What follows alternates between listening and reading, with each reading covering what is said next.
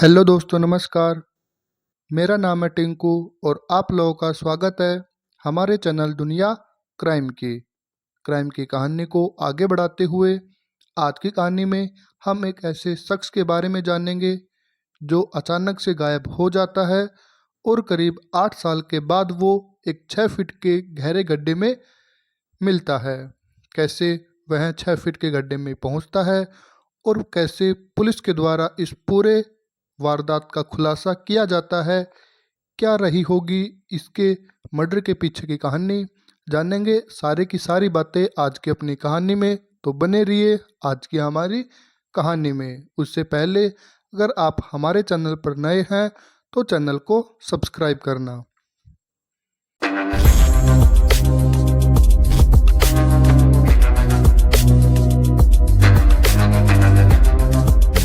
कहानी को शुरू करने से पहले कहानी के किरदारों के बारे में भी थोड़ा जानकारी ले ली जाए।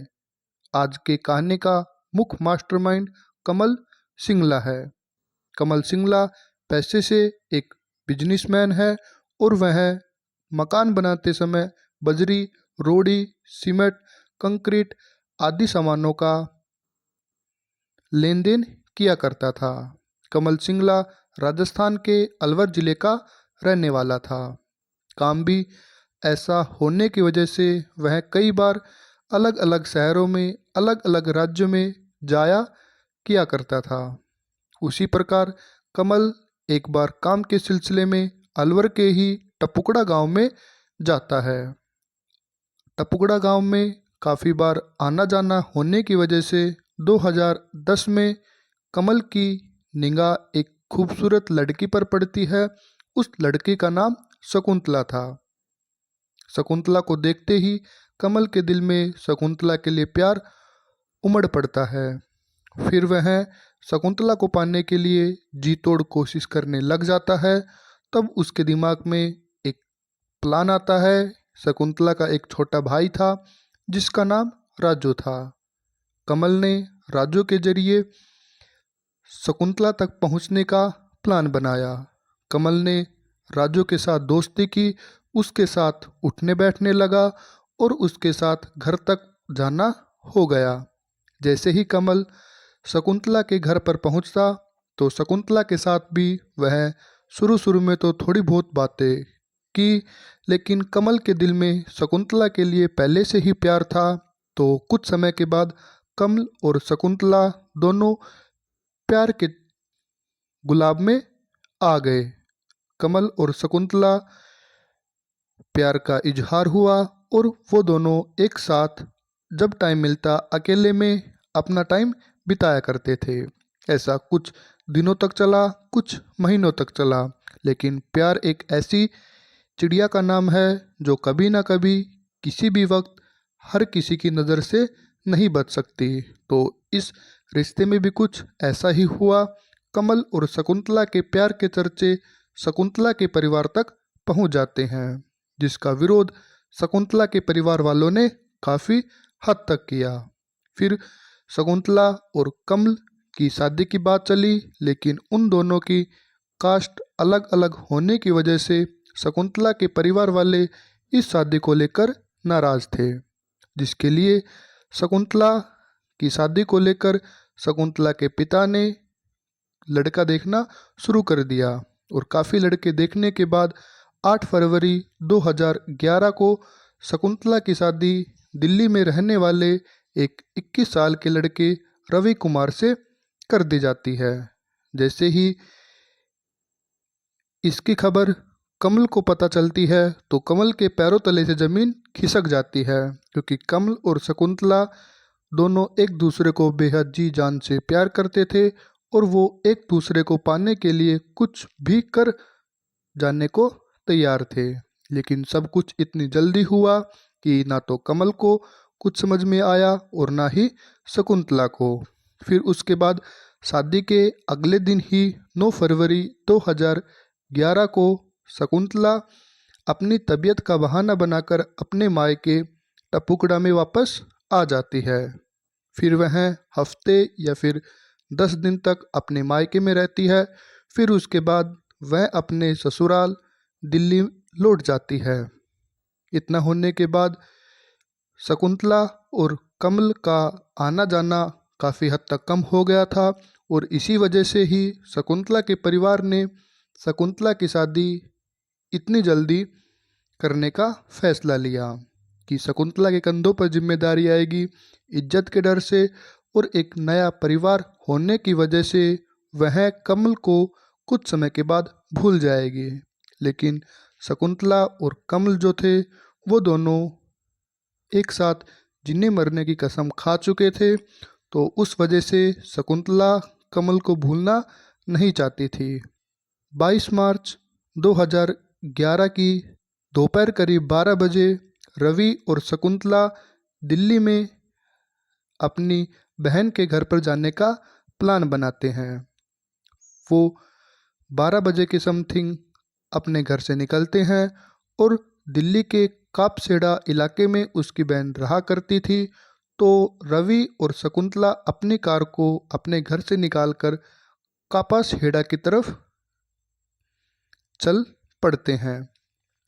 कुछ समय जाने के बाद शकुंतला वापस घर पे आती है, लेकिन शकुंतला के साथ उसका पति रवि नहीं होता है, जिसकी जानकारी वह अपने परिवार वालों को देती है और बोलती है कि रवि जो था वो मेरे को 5 मिनट का बोल कर गया था कि मैं 5 मिनट में लौट कर आ रहा हूँ, लेकिन अभी तक रवि ना तो मेरे पास आया और ना ही रवि का मुझे कोई पता है। घर वालों ने एक दिन वेट किया, शायद घर वालों को लगा होगा रवि अपने दोस्तों के साथ कहीं बाहर निकल गया होगा तो शाम तक लौट आएगा, लेकिन दोपहर से शाम हो जाती है, शाम से रात हो जाती है, लेकिन रवि का कहीं भी कोई भी अता पता नहीं था। इसी बीच रवि के परिवार वालों ने रवि के दोस्तों को और उसके करीबी लोगों से पूछताछ की, लेकिन किसी को भी रवि के बारे में कोई कानो कान खबर नहीं होती है। रवि के परिवार वालों ने किसी घटना की आशंका को देखते हुए 23 मार्च 2011 को पुलिस थाने में रवि की गुमशुदगी की रिपोर्ट दर्ज करवा दी जाती है। चूँकि पुलिस के पास गुमशुदगी की रिपोर्ट आ जाती है तो पुलिस भी एक बार रवि की पत्नी शकुंतला से इसके बारे में पूछताछ शुरू करती है, लेकिन शकुंतला ने वही बताया जो उसने अपने परिवार वालों को बताया था कि मैं और रवि दोनों एक साथ हमारे घर से अपनी कार में निकले थे। कुछ दूर चलने के बाद उसने मेरे को अपने बहन के घर पर छोड़ दिया और अपनी गाड़ी लेकर वो चला गया, मेरे को ये बोलकर कि मैं 5 मिनट में वापस आ रहा हूँ, लेकिन अभी तक वो घर पर नहीं आया। पुलिस के पास इसके अलावा और कोई भी रवि को पकड़ने के लिए प्लान नहीं था। फिर रवि की कॉल डिटेल के आधार पर भी रवि को ढूंढने का प्रयास किया गया, लेकिन उसमें भी कोई सफलता हासिल पुलिस को नहीं होती है। ऐसे करते करते कुछ समय बीत जाता है।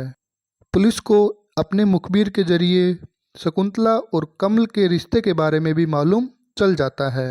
तो फिर पुलिस देर न करते हुए शकुंतला के प्रेमी कमल सिंगला को भी गिरफ्तार करती है और उसको पूछताछ के लिए पुलिस स्टेशन लेके जाया जाता है। कमल ने इस पूरी घटना से अपना पल्ला झाड़ते हुए बोला, मेरा इस पूरी घटना में कोई भी लेना देना नहीं है। जिस दिन ये घटना हुई मैं मेरे काम के सिलसिले में पूरे दिल्ली शहर में कहीं भी नहीं था। मैं अपने गांव अलवर ज़िले में अपने ऑफिस में पूरा दिन वहीं पर गुजारा था। पुलिस को कमल की बात पर यकीन नहीं हुआ, तो फिर 2012 में कमल, शकुंतला और उसके भाई राजू का पॉलीग्राफ टेस्ट करवा लिया जाता है, लेकिन पॉलीग्राफ टेस्ट में भी पुलिस को कोई ठोस सबूत नहीं मिलता है और ठोस सबूत नहीं मिलने की वजह से कमल, राजू और शकुंतला को पुलिस को छोड़ना पड़ा। ये जो गुमशुदगी की रिपोर्ट थी वो धीरे धीरे इसकी रफ्तार कम पड़ने लगी, लेकिन रवि का पिता जय भगवान लगातार पुलिस के टच में था और बार बार अपने इकलौते जवान बेटे को खोने का दुख हर पिता को होता है, जिसके लिए वह हर दिन, हफ्ते में, महीनों में अपने बेटे की सही सलामती के लिए पुलिस के दरवाजे पर बार बार जाया करता था। अक्टूबर 2011 को जिला थाने से ये केस दिल्ली पुलिस के क्राइम ब्रांच को सौंप दिया जाता है, लेकिन दिल्ली पुलिस के जरिए भी इस पूरे केस को कुछ भी हाथ नहीं मिलता है। ऐसे साल दर साल बीत जाते हैं। 2017 आते आते रवि के पिता जय भगवान ने जिला थाने से भी कोई सफलता नहीं मिली और ना ही दिल्ली पुलिस की क्राइम ब्रांच से कोई सफलता नहीं मिलने की वजह से अपनी अपील जो थी वो अदालत में रख देता है। अब जैसे ही अदालत में रवि कुमार के पिता ने इस अपील को रखा तो अदालत ने फौरन ही इस केस को सुलझाने के लिए पुलिस को नोटिस भेजा। क्योंकि अब अदालत से नोटिस आया था तो पुलिस को भी जल्दी से जल्दी इस केस को सुलझाने में तत्परता दिखानी पड़ी।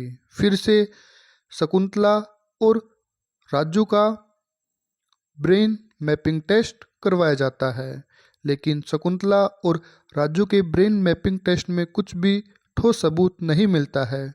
फिर उन्हें कमल सिंगला का भी ब्रेन मैपिंग टेस्ट करवाया, लेकिन कमल के ब्रेन मैपिंग टेस्ट में कमल ने जो खुलासा किया वो सभी को चौंकाने वाले थे। कमल ने ये बताया कि रवि को गायब करने में मेरा और शकुंतला का पूरा पूरा हाथ है, लेकिन ब्रेन मैपिंग टेस्ट के जरिए हम कमल और शकुंतला को गिरफ्तार नहीं कर सकते।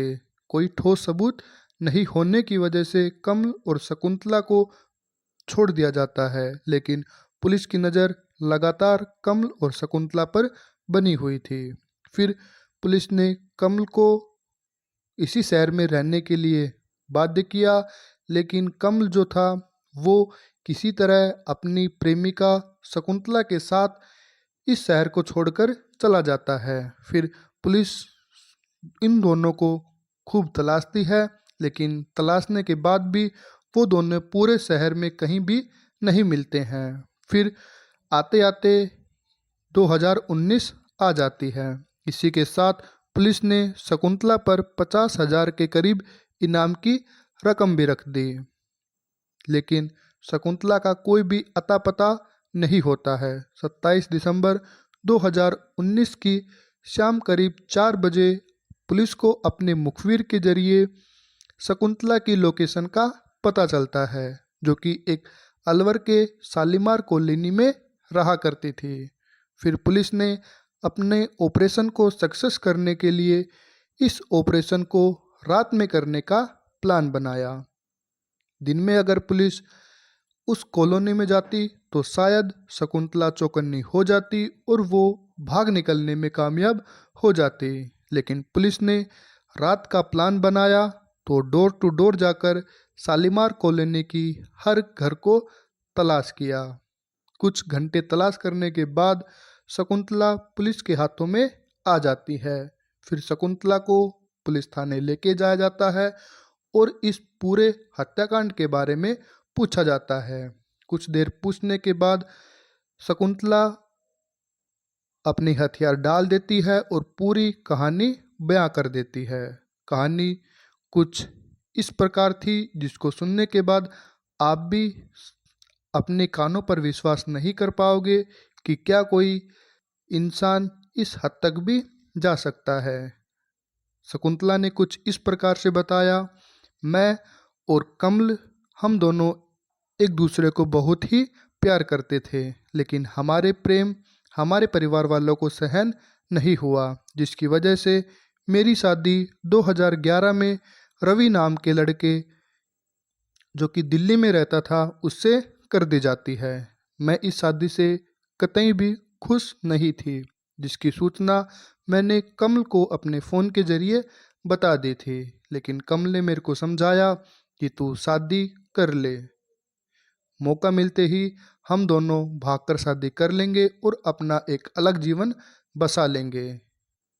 शादी होने के बाद तुम रवि के साथ कोई भी शारीरिक संबंध नहीं बनाओगे, चाहे तुम्हें कुछ भी करना पड़े, कुछ भी झूठ बोलना पड़े, लेकिन तुम्हारी शादी के बाद रवि से तुम शारीरिक संबंध नहीं बनाओगे।